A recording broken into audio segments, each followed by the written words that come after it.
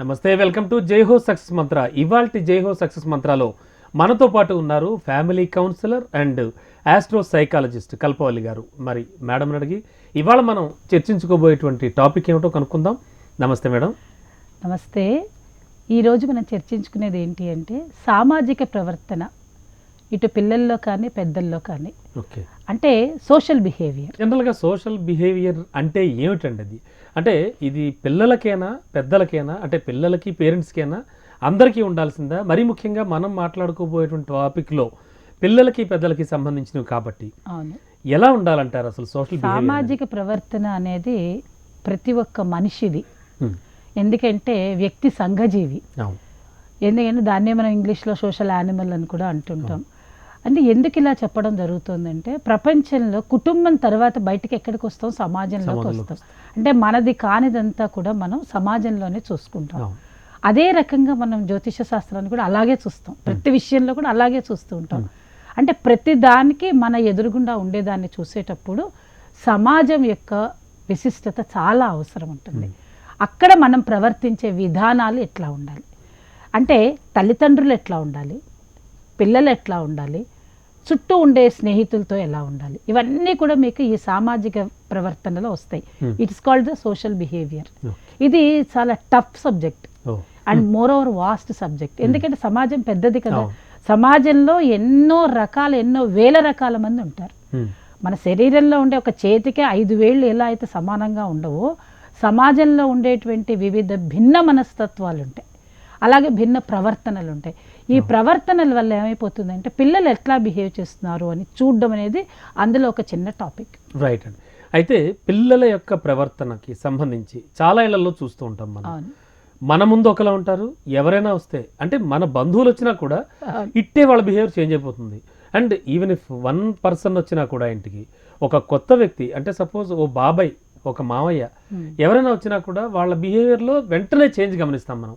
అంటే ఎందుకు ఇలా జరుగుతుంది అంటారు? ఇంతకు ముందు రోజుల్లో మనకి ఉమ్మడి కుటుంబాలు ఉండేటప్పుడు చాలా మంది మనుషులు ఉండేవాళ్ళు ఇంట్లో.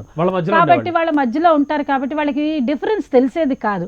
నాన్న వేరే, తాత వేరే, అమ్మమ్మ వేరే, బాబాయ్ వేరే, మావయ్య వేరే, వస్తుండేవాళ్ళు, పోతుంటారు, భోజనాలు చేస్తుంటారు. కాబట్టి వాళ్ళ ఒక సమాజం, ఇంట్లోనే ఒక పెద్ద సమాజం ఉండేది వాళ్ళకి, అంత పెద్ద కుటుంబం ఉండేది. అందువల్ల వాళ్ళకి ఏదైనా డిఫరెన్స్ తెలిసేది కాదు. కలిసిమెలిసి తిరగడం, వాళ్ళ పిల్లలతోటి ఆడుకోవడం. అప్పుడు ఏంటంటే ఇంట్లో మనకు అవుట్డోర్ గేమ్స్ ఎక్కడికో వెళ్ళక్కర్లేకుండా బయట తొక్కుడు పిల్లలు ఆడుకోవడం, తర్వాత గోడి ఆడుకోవడం, వాళ్ళు ఆడుకునే ఇంట్లో ఆడపిల్లలు అయితే కూర్చొని అచ్చంగాయలను చేస్తాను అదో ఆడుకునేవాడు. అంటే ఏంటంటే కలిసిమెలిసి తిరిగేటువంటి స్వభావం వాళ్ళ కుటుంబంలో నుంచే వచ్చేది. అట్లా ఉండేటువంటి వాళ్ళప్పుడు ఏంటి సమాజంలోకి వెళ్ళేసరికి వాళ్ళేం పెద్ద డిఫరెంట్గా బిహేవ్ చేసేవాళ్ళు కాదు. ఇప్పుడు ఏమైపోయిందని అంటే పాప నిజం చెప్పాలంటే వాళ్ళు ఎవరితో మాట్లాడతారు? ఇంట్లో 4 ఉంటారు, అమ్మ నాన్న వీళ్ళిద్దరు, లేదంటే 3, తమ్ముడో చెల్లెలో కూడా ఉండకపోతే ఎవరితో మాట్లాడాలి? అమ్మ నాన్నతో ఎంతసేపు మాట్లాడతారు? ఇప్పుడు మనం మాట్లాడుకోవాలంటే మన సమఉజ్జీలు ఉండాలి. అమ్మతో ఎంతవరకు మాట్లాడాలో అంతవరకే మాట్లాడతారు పిల్లలు. నాన్నతో ఎంతవరకు బిహేవ్ చేయాలో అంతవరకే ఫ్రెండ్స్ లాగా బిహేవ్ చేయలేరు. ఎందుకనే ఫ్రెండ్ వేరే, అమ్మ వేరే, నాన్న వేరే. ఈ 3 విధానాలు తేడా వస్తాయి. అక్కడ వచ్చేసరికి ఏం చేస్తారు? వాళ్ళు ఇంటి నుంచి ఎంతసేపు బయటికి పరిగెట్టేద్దామా అని చూస్తుంటారు. ఎవరు ఉండరు, పక్క తోడు మాట్లాడుకోవడం. వీళ్ళు కాకుండా ఇంటికి కొత్త వాళ్ళు, అమ్మో కొత్త వాళ్ళతో మాట్లాడితే అమ్మేమంటుందో, బాబోయ్ మా నాన్నగారు చెప్పారండి అలా ఎవరితో పడితే వాళ్ళతో ఏదంటే అది మాట్లాడకూడదు, వెరీ డిసిప్లిన్ అండి అని అంటారు. అది మనం నేర్పిస్తాం ముందర. ఎవరైనా కొత్త వాళ్ళు ఇంటికి వస్తే, ఇంతకుముందు రోజుల్లో అయితే నాన్నగారు లోపల ఉన్నారండి, రండి కూర్చోండి అని మంచినీళ్ళు తెచ్చేయడం ఉండేది. ఇప్పుడు అవన్నీ పోయాయి. వాళ్ళు ఎవరైనా ఇంటి లోపల గుమ్మల్లో అడుగు పెడుతున్నారంటే వీళ్ళు లోపలికి వెళ్ళిపోయి రూమ్లో తలుపేసేసుకుంటారు.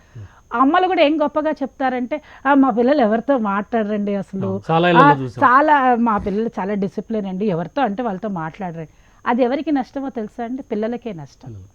మనం అలా నేర్పకూడదు, వాళ్ళ ఫ్యామిలీకి నష్టం అవుతుంది. వాళ్ళు ఏం చేయాలంటే అమ్మ చెప్పాలి, మన ఇంటికి ఎవరైనా వచ్చారు అంటే రండి కూర్చోండి అని చెప్పాలి, వాళ్ళతో మాట్లాడండి నవ్వుతూ. మీరేమి వాళ్ళతో కూర్చుని ఇవాళ 370 ఆర్టికల్ మాట్లాడమన్నా లేదంటే సోనియా గాంధీ గురించి మాట్లాడమని ఎవరు అడగట్లా మిమ్మల్ని. మీరు చెప్పవలసింది ఏంటి అని అంటే వాళ్ళు వస్తే రండి, ఆంటీ అయితే ఆంటీ, అంకుల్ అయితే అంకుల్. ఇప్పుడు ఈ రోజుల్లో పూర్వకాలం రోజులైతే పిన్ని, బాబాయ్ గారు, అత్తయ్య గారు, మావయ్య గారు అని మాట్లాడేవాళ్ళం. అంటే మా చిన్నతనం రోజుల్లో మేము పక్కింటి వాళ్ళని కూడా అత్తయ్య గారు, మావయ్య గారు అని పిలుచుకునేవాళ్ళం. ఇప్పుడు అవి లేవు కాబట్టి మనం అందరినీ ఆంటీ, అంకులే. కాబట్టి ఆ చెత్త తీసుకెళ్ళేవాడేస్తే చెత్త ఆంటీ ఇలా అయిపోయారు వీళ్ళు. వాళ్ళకి అది కూడా తెలియటల్లా. వాళ్ళని పిలిచి రండి కూర్చొని, అమ్మ వస్తుంది లోపల నుంచి, నాన్న వస్తారు. వాళ్ళ ఒకవేళ కొంచెం బాగా తెలిసిన వాళ్ళు అనుకోండి, ఓ బాబాయో పిన్ని వచ్చారు, పిన్ని వచ్చిందంటే ఏంటి పిన్ని బాగున్నా, ఆ చనువు అలా మాట్లాడు. అలా వాళ్ళకి అలవాటు చేయాలి. ఒకవేళ లోపలికి వెళ్ళిపోతే పొరపాటుగా వాళ్ళు లోపలికి వెళ్ళారంటే అప్పుడు అమ్మ చెప్పాలి, ఇట్రా ఇక్కడ చూడు ఎవరు వచ్చారో చూడు, ఆంటీ నీకు తెలుసు కదా, అప్పుడు మనం వాళ్ళ ఇంటికి వెళ్ళాం కదా, నువ్వు మాట్లాడాలని చెప్పాలి. వాళ్ళతో పాటు పిల్లలు వచ్చారనుకోండి, పిల్లలతో ఆట వస్తువులు షేర్ చేసుకోమని తల్లి చెప్పాలి. అక్కడి నుంచి నేర్పాలి వీళ్ళకి. ఇక్కడ కుటుంబంలో కనుక మీరు ఇట్లా షేరింగ్ మెథడ్స్ వచ్చి అందరితోటి ఉన్నారంటే ఆటోమేటిక్గా మీరు బయటికి వెళ్ళాక చక్కగా ప్రవర్తించగలుగుతారు. ఇవన్నీ బీజాలు. ఇంట్లో మీరు బీజం వేయండి, వేస్తేనే బయటికి వెళ్ళి మాట్లాడగలరు. ఇంట్లో మన అందరితోటి వీళ్ళతో మాట్లాడకూడదు, వాళ్ళతో రిజర్వేషన్స్ పెట్టి వాడిలాగా వీడిలాగా ఫస్ట్ మన పని మనిషి దగ్గర నుంచి మొదలు పెడతామండి. ఈ పని మనిషి రాగానే పని మనిషితో నువ్వు మాట్లాడకూడదు, దాని సంగతి నీకు అవసరం లేదు, వాళ్ళ పిల్లాడొస్తే గలీజు అది ఇదని ఇలా మీరు మాట్లాడే విధానాలు భాషలు మీరు చెప్పారనుకోండి, వాళ్ళకి మైండ్లో ఏముంటుంది, ఓహో వీళ్ళంతా లో క్యాడర్స్ ఏమో, వీళ్ళు మనతో మనం చాలా గొప్ప వాళ్ళమేమో ఫీలింగ్ వచ్చేస్తుంది. ఆ విత్తనం పెరుగుతూ వెళ్తుంది, పెద్ద అయ్యేసరికి బాగా పెరుగుతుంది. కాబట్టి జాగ్రత్తగా ఉండాలి, అక్కడి నుంచి జాగ్రత్త పడాలి. చుట్టాలు పక్కాలు ఎవరైనా వచ్చినా, ఫ్రెండ్స్ వచ్చినా వాళ్ళతోటి ఎలా బిహేవ్ చేయాలనేది పిల్లలకి నేర్పాలి. ఇది మొట్టమొదటిగా మన కుటుంబ వ్యక్తులతో నేర్పించే విధానం. రెండో విధానం ఏంటంటే చాలా మటుకు పిల్లలు ఏం చేస్తున్నారు అంటే అమ్మా నాన్నతోటి ఏ విషయాలని షేర్ చేసుకోరు. దానికి కత్తికి రెండు పక్కల ఉన్నట్టుగానే తల్లిదండ్రులు వీళ్ళతో ఫ్రెండ్లీగా బిహేవ్ చేయకపోవడమే.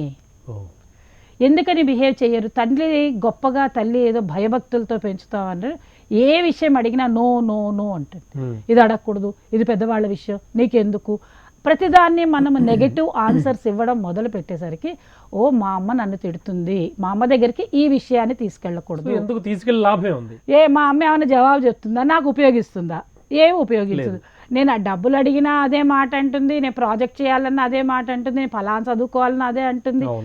ఏది తన మనసులో వచ్చి, అమ్మ మా ఫ్రెండ్ ఏమో ఇలా డ్రెస్ వేసుకొచ్చిందమ్మా చాలా బాగుందని ఏదో చెప్ప, నీకెందుకే వాళ్ళ సంగతులు, నీ పాటికి నువ్వు ఉండు అనే డైలాగ్ వచ్చేస్తుంది పాప వాళ్ళకి. అలా తల్లిదండ్రులు అనేసరికి ఈ పిల్లలు ఎవరితో అమ్మతో మాట్లాడలేదు. సరే పోనీ అమ్మతో మాట్లాడలేదు కదా, ఇంట్లో ఎవరో ఒకళ్ళు స్ట్రిక్ట్గా ఉండి ఒకళ్ళ దగ్గర తీస్తే నాన్న అడుగుతారంటే నాన్నకు వీళ్ళతో మాట్లాడే అవకాశమే ఉండదు. ఆయన ఫ్రెండ్లీ నేచర్లో, కొంతమంది బిహేవియర్లో ఫ్రెండ్లీ నేచర్ ఉండదు, ఎవరితో మాట్లాడాలి. అందుకని వీళ్ళు ఏం చేస్తారంటే చక్కగా ఒక సెల్ ఫోన్ పెట్టుకొని ఆ ఫ్రెండ్స్తో మాట్లాడడం అలవాటు చేసుకుంటారు. అది కూడా ఎవరి ముందు మాట్లాడతారు? అమ్మ నాన్న ముందు మాట్లాడతారు, వెళ్ళి రూమ్లో వెళ్ళి తలుపేసుకుని గోడ ముందు మాట్లాడతారు, అద్దం ముందు మాట్లాడతారు. ఇదొక పెద్ద బిహేవియర్, తెలుసో తెలియదో మీకు? అద్దం ముందు మాట్లాడుకుంటారు వీళ్ళు. అది very very very wrong behaviour. అది మాత్రం కట్ చేయాలండి పిల్లల్ని. అద్దం ముందుకు వెళ్ళి నిలబడి మాట్లాడుకోవడం, ఆడపిల్లలైనా మగపిల్లలైనా మీరు తలుపులు వేసుకుని మాట్లాడే అలవాటు చేయకూడదు. దానివల్ల నెగటివిటీ పెరుగుతుంది. దానివల్ల ఏంటంటే పెరిగి పెద్దయ్యాక వీళ్ళ ప్రవర్తనలో చాలా చెడ్డగా బిహేవ్ చేసేటువంటి అవకాశాలు వీళ్ళే ఏర్పరచుకుంటారు. అందుకని ఎవరైనా సరే ఫోన్ మాట్లాడుతుంటే పెద్దవాళ్ళు చేయవలసిన పని ఏంటంటే గమనించాలి, ఎవరితో మాట్లాడుతున్నారు, ఎవరి నెంబరు, ఎవరితో ఎక్కువసేపు మాట్లాడుతున్నారు, దేనికోసం మాట్లాడుతున్నారు. ఇలాంటి విషయాలను మీరు గమనించుకుంటే వీళ్ళు సొసైటీలోకి, సమాజంలోకి వెళ్ళాక వాళ్ళ బిహేవియర్ ఏంటో తెలిసిపోతుంది. అలా చేయలేదనుకోండి, అమ్మ పట్టించుకోలేదంటే ఇంకా వాళ్ళ ఇష్టం.